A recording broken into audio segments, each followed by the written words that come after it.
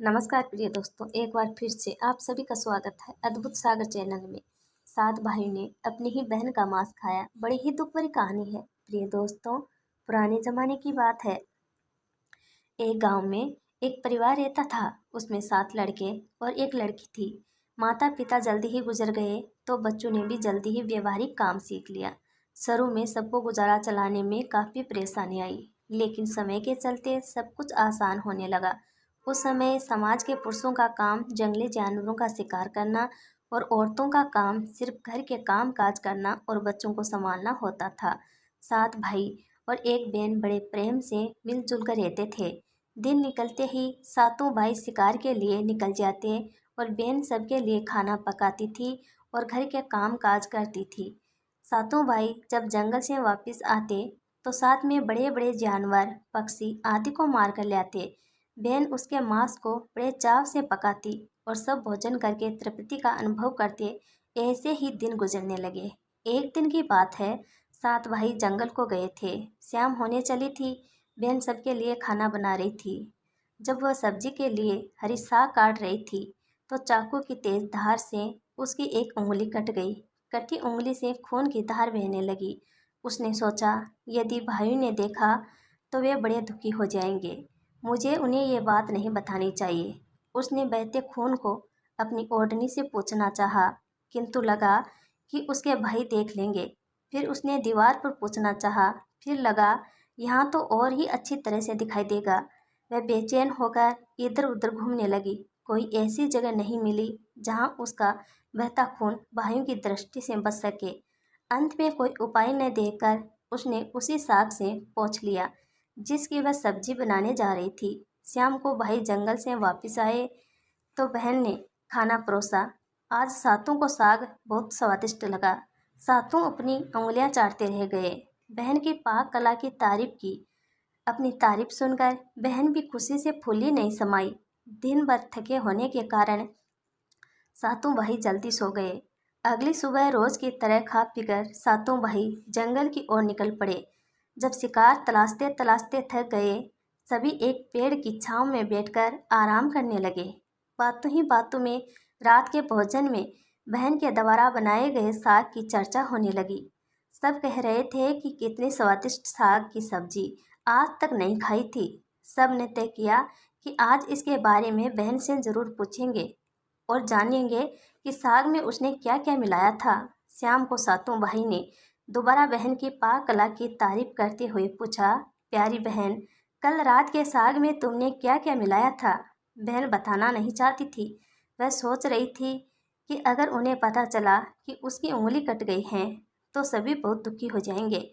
इसलिए उसने जवाब में कहा, कुछ नहीं। बड़े भाई ने कहा, प्यारी बहना, तुम्हें बताना ही पड़ेगा। मैं जानना चाहता हूँ कि हमारी बहन ने इतना स्वादिष्ट साग कैसे बनाया। तुम्हें मेरी सौगंध है। बड़े भाई का सब सम्मान करते थे। बहन को सच बोलना ही पड़ा। उसने धीरे धीरे सारी बात बताते हुए कहा, बस इतना ही, अपना खून मिला दिया था और ज़्यादा कुछ नहीं। यह सुनकर 6 भाइयों के मन में एक कुटिल ख्याल आने लगा। वे सोचने लगे, इसके खून की चंद बूंदें इतनी स्वादिष्ट है तो इसका मांस कितना स्वादिष्ट होगा। रात के खाने के बाद सातों भाई सोने के लिए गए। सातों में फिर उसी बात की चर्चा छिड़ गई। बड़ा भाई कहने लगा, अरे, खून की कुछ बूंदें इतनी स्वादिष्ट है तो शरीर का मांस कितना स्वादिष्ट होगा। सब ने बड़े भाई की बात में हाँ मिलाया। अगले दिन शिकार के लिए जाते समय सातों ने ये योजना बनाई कि बहन को मारकर उसका मांस बनाएंगे, खूब स्वादिष्ट होगा। सातवें भाई को अपने बड़े भाई की युक्ति बिल्कुल भी उचित नहीं लगी। वह अपनी प्यारी बहन को बचाने के लिए बेचैन हो गया। वह खुलकर इसका विरोध नहीं कर सकता था क्योंकि 6 भाई एक तरफ थे। शिकार करने के बाद सभी भाइयों ने मिलकर एक टीले पर बांस के एक चबूतरा का निर्माण किया। उनकी योजना यही थी, बहन को समझा बुझाकर यहाँ लाएंगे, तीर मारकर उसकी हत्या करेंगे और उसका स्वादिष्ट मांस खाएंगे। अगले दिन बड़े भाई ने बहन से कहा, प्यारी बहन, तुम बड़ी हो गई हो और शादी के लायक हो गई हो। मैंने तुम्हारे लिए एक सुंदर से वर की तलाश की है। आज हम उसका घर देखने जाएंगे। तुम्हें भी सज सवर कर हमारे साथ चलना होगा। बहन शादी की बात से बहुत खुश हुई। तुरंत तैयार होकर भाइयों के साथ चलने लगी। चलते चलते वह थक गई। वह बड़े भाई से पूछने लगी, मेरा ससुराल अब कितना दूर है? बड़ा भाई बोला, बस अभी पहुंचने वाले ही हैं। दूर से दिखाई दे रहे टीले पर बने चांद को दिखाते हुए भाई बोला, वह देखो तुम्हारा ससुराल, जहाँ तुम राज करोगी। यह सुनकर बहन आनंदित हो उठी। चांद पर पहुंचते ही बड़े भाई ने अन्य भाइयों को बहन को चांद पर खड़ी करके रस्सी से बांस के खंभे के सहारे बांधने का आदेश दिया। सभी मिलकर फुर्ती से बहन को बांधने लगे। बहन असहाय थी। अपने सभी भाइयों को हत्यारे के रूप में देखकर बहन का हृदय हाहाकार करने लगा। वह ईश्वर को याद करते हुए कहने लगी, हे ईश्वर, अब तुम ही मेरा सहारा हो। मेरे सातों भाई मेरी हत्या करना चाहते हैं। इनमें से एक भी ऐसा नहीं है जिसके दिल में मेरे लिए दया और प्रेम है। अपनी बहन की बातों से सातवां भाई द्रवित हो उठा। बहन की पुकार पर वह तड़प कर रह गया। 6 भाइयों का प्रतिवाद करने का साहस नहीं जुटा पाया। बहन को निर्ममता से बांधने के बाद बड़े भाई ने सबको बारी बारी से उस पर बाण से प्रहार करने का आदेश दिया। बड़ा भाई हाथों में धनुष बाण लेकर जब प्रहार करने को तैयार हुआ, तब बहन भाई के सामने हाथ जोड़कर करुणा स्वर में गाने लगी, मारो मारो भैया, छाती में लक्ष्य करके भैया, छाती में लक्ष्य करके, तुम्हारा तीर तुम्हारा धनुष जंगल को जाएगा भैया, मारो मारो भैया, छाती में लक्ष्य करके, छाती में लक्ष्य करके भैया, छाती में लक्ष्य करके। भाई ने कठोरता दिखाते हुए तीर चलाया, पर उसका निशाना विफल हो गया। इसके बाद दूसरा भाई तीर मारने को तैयार हुआ। बहन ने उसके आगे भी हाथ जोड़कर वही करुणा गीत दोहराया। उसका भी निशाना चूक गया। इसी तरह सभी भाइयों ने बारी बारी बहन की छाती को लक्ष्य करके तीर मारने की कोशिश की। बहन हर बार यही गीत दोहराती रही।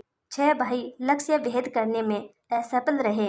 अब सातवें की बारी थी। 6 भाई उसे कहने लगे, पूरी ताकत से तीर चलाना, बहन को एक ही बार में ढेर करना। यदि तुम्हारा निशाना चूक गया तो तुम जिंदा नहीं बचोगे। हम सब मिलकर तुम्हें मार देंगे। बहन ने छोटे भाई की जान खतरे में पड़ते देखा। उसने अपनी जान न्यौछावर करके उसे बचाने का निश्चय किया। वह ईश्वर से प्रार्थना करने लगी, हे ईश्वर, मेरे भाई का तीर मेरी छाती भेदने में सफल हो जाए। वह करुणा गीत गाने लगी, छाती में लक्ष्य करके तेरा तीर मेरी छाती भेद जाए, मारो मारो भैया, छाती में लक्ष्य करके भैया, छाती में लक्ष्य करके। छोटे भाई ने तीर चलाया। उसका तीर बहन के मरम पर जा लगा। वह दर्द से तड़प उठी। कुछ देर चटपटाने के बाद उसके प्राण पंखेर उड़ गए। वह निष्पद हो गए। अपनी कुटिल योजना सफल होने पर 6 भाइयों की बाँछें खिल गई। सातों ने मिलकर मर्त बहन का शरीर चांग से नीचे उतारा। 6 भाइयों ने मिलकर बहन के शरीर की बोटी बोटी काट डाली। बड़े भाई ने सातवें को जंगल से लकड़ी और पानी लाने का आदेश दिया। छोटा भाई पानी और लकड़ियां के साथ साथ कुछ मछली और केकड़े ले आया। वह अंदर ही अंदर बहुत दुखी था। उसके भाई बहन का मांस बड़े चाव से पका रहे थे। वह अपनी प्यारी बहन का मांस नहीं खा पाएगा। अगर नहीं खाएगा तो अन्य भाई उसे गाली देंगे। उसने मांस बनाते समय चुपके से अपने साथ लाई मछलियां और केकड़े को आग में दे दिया और अपना खाना जुगाड़ किया। चावल और मांस तैयार हो गया। जमीन पर केले के पत्ते बिछाकर उसमें सबके लिए खाना परोसा गया। छोटे भाई ने पहले ही अपने बैठने के स्थान पर एक छोटा गड्ढा खोद रखा था। उसने अपनी पत्तल में परोसे गए नरम मांस को चुपके से गड्ढे में डाल दिया और मछली भात खाने लगा। अन्य भाई बहन की हड्डियां चबाने लगे। वह केकड़ा चबाने लगा। जब सब ने बहन के शरीर के स्वादिष्ट मांस से अपना पेट भर लिया तो बड़े भाई ने सातवें भाई को जूठा साफ करने को कहा। उसने बहन की बची कुची हड्डियां और शरीर के अन्य भाग जैसे सिर, नाखून, पंजे आदि सभी इकट्ठा करके उसी गड्ढे में डाल दिया और मिट्टी से ढक दिया। कुछ समय बाद उस स्थान पर बांस का एक पौधा उगाया। धीरे धीरे वहां बांस का झुरमुट बन गया। एक बार कहीं से एक संत आए। उसी बांस की झुरमुट तले छुपकर मल त्याग करने लगे। उसी समय आकाशवाणी हुई, संत दुर्गंध आ रही है, संत दुर्गंध आ रही है। बार बार ये आकाशवाणी सुनाई देने लगी तो संत ने झटपट उस स्थान को साफ किया। उन्होंने झुरमुट में से एक बांस काटा और अपने साथ ले गए। उस बांस से उन्होंने एक एक पुराना यंत्र बनाया। वे उसे बजा बजा कर दिन भर लोगों के घर जा जाकर भिक्षा मांगते थे और बदले में खूब सारा उपदेश देते थे। एक दिन संत भिक्षा के लिए बड़े भाई के द्वार पर गए। तब 6 भाइयों का विवाह हो चुका था, केवल 7वां भाई कुंवारा था।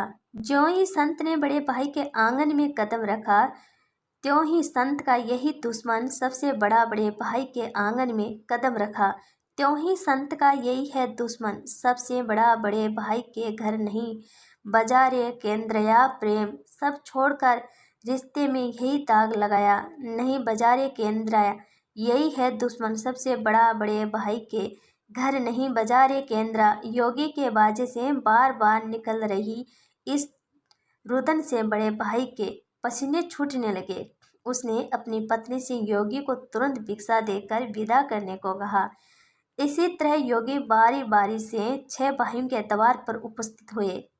उनके आंगन पर कदम रखते ही केंद्रा से स्वयं यही गीत बजाने लगता है। उन्होंने भी अपनी पत्नी को तुरंत ही कुछ भिक्षा देकर विदा करने को कहा। उनके मन में ये डर समा गया कि यदि इसी तरह योगी का केंद्रा बजता रहा तो उनकी ये पोल खुल जाएगी कि वे अपनी बहन के हत्यारे हैं। अंत में संत 7वें भाई के घर पहुंचे, जो अभी तक कुंवारा था। वह अकेला रहता था। जब योगी उसके द्वार पर उपस्थित हुए तो केंद्रा बोल उठा, बजो रे बजो केंद्रा, मेरे सबसे छोटे भाई के घर मन की बात मन में छुपाकर युग युग से रख रहा है। अंतर में बजो रे केंद्रा, यही है मेरे सबसे प्यारे भाई। योगी के केंद्रे से प्यारा और दिलचस्म गीत बजते ही सुनकर छोटे भाई ने उन्हें सम्मान के साथ अपने घर में बैठने के लिए आसन दिया। तांबुल पान और जलपान से उनका सत्कार किया। इसके बाद केंद्रा के विषय में चर्चा हुई। योगी ने केंद्रा की जन्म कहानी विस्तार से सुनाई। छोटे भाई ने उस केंद्रा को उसे देने की प्रार्थना की तो योगी ने उसे छोटे भाई को सौंप दिया। योगी के चले जाने के बाद छोटे भाई ने केंद्रा को अपने बिस्तर के सिराने की तरफ एक साफ सुथरे स्थान पर धूप दीप जलाकर सामान के साथ रखा। कुछ दिनों के बाद छोटे भाई के घर में कुछ परिवर्तन दिखाई देने लगे। जब भी वह काम से लौटकर घर आता, सारा घर साफ सुथरा पाता। जब रोज रोज यही बात दोहराने लगी तो छोटे भाई ने अपनी भाभीियों के घर जाकर पूछा, मेरी गैर हाजिरी में आप लोग मेरा घर साफ करते हैं क्या? सभी ने जवाब दिया, हमें अपने घर के काम काज में फुर्सत नहीं है, तुम्हारा घर कैसे साफ करते हैं? छोटे भाई ने निश्चय किया कि आज वह छुपकर देखेगा कि उसका घर कौन साफ करता है। वह घर के कोने में छुपकर बैठ गया। सुनसान होते ही स्थापित केंद्रा से उसकी बहन की शक्ल की एक लड़की निकली, घर का सारा काम किया और फिर उस केंद्रा में समा गई। छोटे भाई ने ये बात अपनी बड़ी भाभी को बताई। बड़ी भाभी ने उसे समझाया, ज्यों ही लड़की केंद्रा से बाहर निकलेगी तो तुम केंद्रा को आग के हवाले कर देना, फिर उस पर तुलसी जल छिड़क देना, फिर देखना क्या होता है। छोटे भाई ने बड़े भाभी के कहे मुताबिक काम किया। उसने लड़की के निकलते ही केंद्रा को आग में डाल दिया और लड़की पर पवित्र तुलसी जल का छिड़काव किया। तुलसी जल के स्पर्श से वह मानव रूप में आई। भाई ने देखा ये तो उसकी प्यारी बहन है। उसने अपनी बहन को गले से लगा लिया। उसके बाद दोनों भाई बहन बड़े प्रेम से जीवन बिताने लगे। इस कहानी से हमें यही सीख मिलती है, निस्वार्थ प्रेम ही रिश्तों को बनाए रखता है। रिश्तों को कलंकित करने वाले कभी छुप नहीं सकते। प्रिय दोस्तों, उम्मीद करते हैं ये कहानी आपको पसंद आई होगी।